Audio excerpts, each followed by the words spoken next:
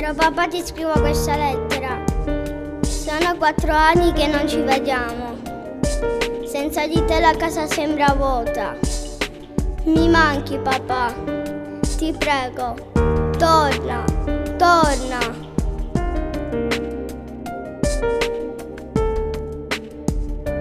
Stai sempre a chiacchierare davanti a sta finestra, pensi a lui. Lo so il dolore che provi dentro di te, ma non ti preoccupare, sto con te. Mi manca papà, non riesco più a dormire, voglio lui. Io non ho conosciuto la mia mamma, quello che mi è rimasto siete voi.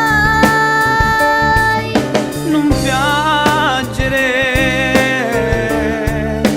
ci sono io con te, e mo non fa così. Pregami tutte le sere per farlo ritornare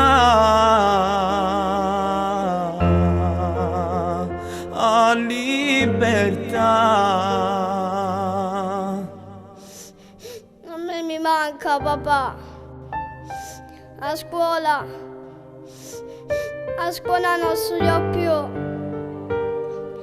Giorno e notte sono sempre triste perché non capisci. Papà, papà, dove sei?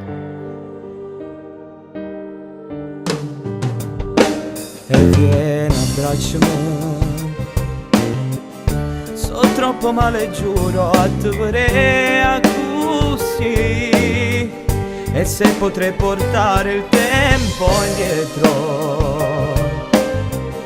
io lo farei per noi e per mamma. Mi manca papà, non riesco più a dormire, voglio lui. Io non ho conosciuto la mia mamma, quello che mi è rimasto siete voi. Non piangere, ci sono io con te, e mo non fa così. Pregami tutte le sere per farlo ritornare a libertà.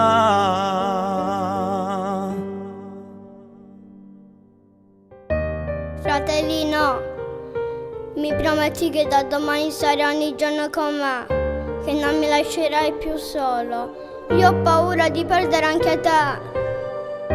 Sì, te lo prometto, te lo giuro. Ti accompagnerò ogni giorno a scuola, ti aiuterò a studiare, però non ti voglio vedere così. Vieni qua, abbraccio, stringimi più forte, ti voglio bene.